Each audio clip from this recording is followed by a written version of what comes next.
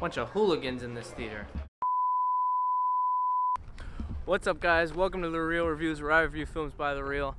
Wow, so I just got out of Dr. Sleep. Dr. Sleep is directed by Mike Flanagan and stars the likes of Ewan Mcgreggor and Rebecca Ferguson, to my surprise. So going into this movie, I knew absolutely nothing. I heard it was coming out. It just kind of flew under my radar for a long time, and now the release was so close, so I just decided to really not watch anything. I have not seen any trailers for this movie. I knew nothing about the story. I didn't even know there's a book for this movie. I didn't even know there's a book.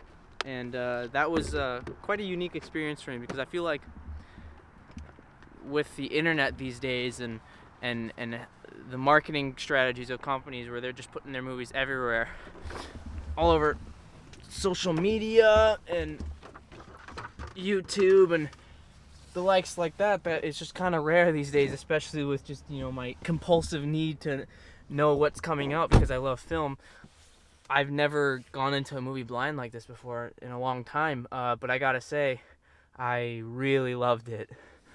This movie was so good. I just rewatched The Shining the other night, and I rewatched it last night at the time of this recording, and it is. This movie is definitely a good love letter to what Stanley Kubrick made. Oh boy, what Stanley Kubrick made all those years ago. And I say that it's a love letter, but I wouldn't say at all that it copies The Shining and Stanley Kubrick and what he did at all. It definitely is a movie for this generation. I think it's to its detriment and to its benefit at certain points. But I mean, I walked into the theater and expecting nothing from this movie. I had no idea what to expect, and I got a really tense, thrilling adventure that has a lot to say thematically, but also within its own story. It's a very chilling, motivating film that inspires me like very rare films have been able to do today, and I want to talk about it so bad. Time to turn on this car and get home, because I am cold. Oh my god, it's cold out. But yeah, guys, bottom line, this movie was a blast. It was a thrill ride. I absolutely loved it. There were parts in the beginning, I'd say in the first half it gets slow, but once Ewan Mcgregor really dives into the plot of this movie, I think that this movie, it's just non-stop heart-pounding, and it's definitely an experience to see in the theater. Stick around for my in-depth, non-spoiler review. I'm changing up the system. We're gonna make a spoiler review, a separate video. Unfortunately, I had to see this movie a day later than I wanted, so I'm not sure if I'll be able to fit out a spoiler review for this movie in this week, but I will do my best. Alright, guys. Catch you later. Hey guys, welcome back to my review of Dr. Sleep. Now this is going to be my in-depth, non-spoiler review, so there's still going to be no spoilers in this section whatsoever. Yeah, without further ado, let's get into the nitty-gritty.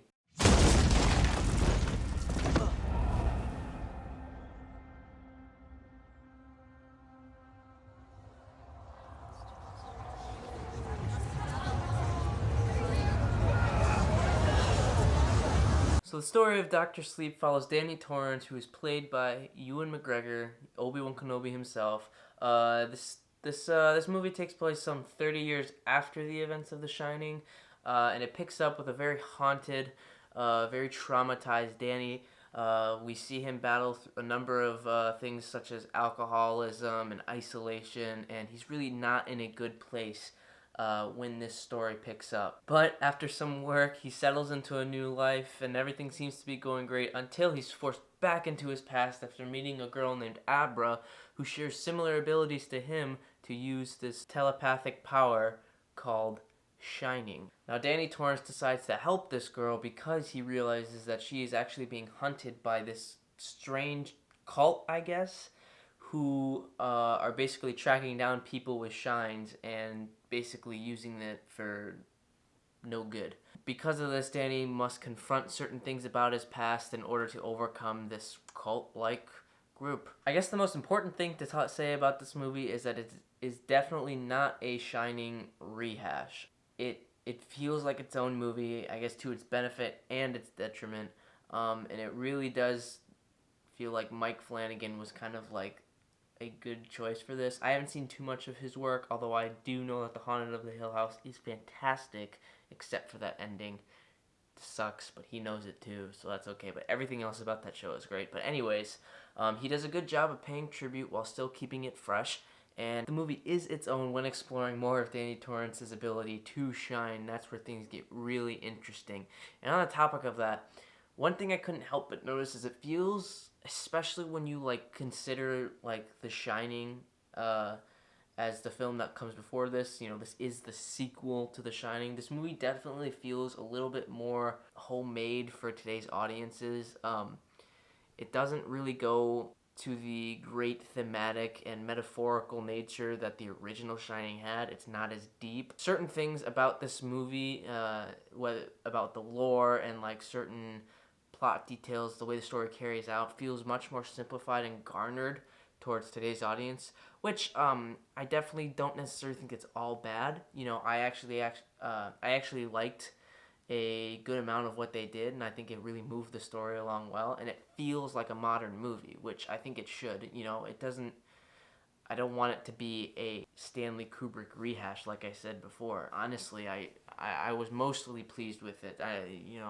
But I will say that the cinematography here is excellent, especially in these shine sequences. I mean, it's no longer just like some weird looks between two characters and inferences about what it could be. I mean, they like go full on Doctor Strange with some of this stuff. It's kind of crazy, man.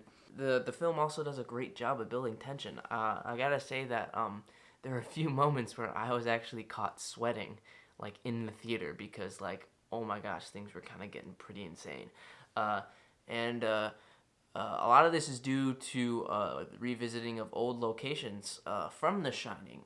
It's not a spoiler to say that Danny does revisit the Overlook. That is in the trailer, and I think it's a big selling point of this film.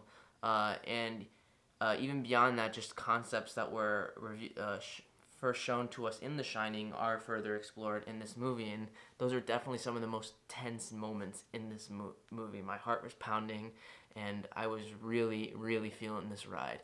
But I guess that does bring me to another thing that I didn't love about that movie, and that's that it felt like two movies. Obviously, Stanley Kubrick has passed away, so he did not direct this movie. It was directed by Mike Flanagan. However, while he does a great job, for the most part, making this film feel like its own, there are parts where he decides to either do a flashback or he'll recreate certain scenes from The Shining, and it doesn't quite feel like I'm watching the same movie I was 5 seconds ago. It takes me out of the movie a little bit, I gotta be honest, because all of a sudden we're watching an intense thriller action set piece, and then all of a sudden it cuts back to a much more talented, much more artful directed film by Stanley Kubrick, and it is kind of distracting. That's not to say that Mike Flanagan doesn't do a good job with what he has, because he definitely does, and he's a great director, but he's not Stanley Kubrick. No one's ever going to be Stanley Kubrick. So I think that they just kind of lingered on his work a little bit too much. It's hard to ride that line of, paying nostalgia and kind of losing your own creative vision, and I don't think it loses its own creative vision. It definitely walks that line, but it's a little unbalanced, I'd say. There are parts where I just wish it kind of like stayed its own thing a little bit more, and it definitely is best when exploring Danny's new shine ability to a greater extent than it was explored in The Shining. And on the topic of Danny, I'd say that Ewan Mcgreggor shines in this role. He's really great. I love this guy. I'm so excited for him to come back as Obi-Wan in his own TV show. And everyone else in the movie is great. Rebecca Ferguson is in this movie, I guess. I didn't even know that. She's from the Mission Impossible series. She's great. She's awesome. And the girl who plays Abra, I can't remember her name, but the actress who plays Abra is also really good. But gotta end somewhere. To conclude this off, I'd say that Dr. Sleep is a well-directed, well-acted sequel that does an excellent job at paying tribute to Kubrick's original masterpiece. And it also does a good job of pushing the lore forward and exploring some really cool thematic ideas, as well as, propelling this narrative in an exciting direction. You know, the movie is a little slow in the first half, but once Danny really gets caught up in the plot, I'd say that this movie is just edge of your seat nonstop. It was so great. I'd say it's definitely worth the watch. Check it out, and that'll honestly do it, guys. I don't think I'll be putting up a spoiler review just because I had to see the movie late because of scheduling conflicts, and it's coming out later, so I'm just too busy to work on the second part of this video. But other than that, guys, thank you so much for watching. I really appreciate you guys taking the time to watch these reviews if you've made it this far. And please, if you haven't subscribed yet, consider subscribing and telling your friends. Please, tell your friends. I would really appreciate it. I'm having a great time, and I'd love for you to have a great time too. Thank you for watching. Catch you later. Bye-bye.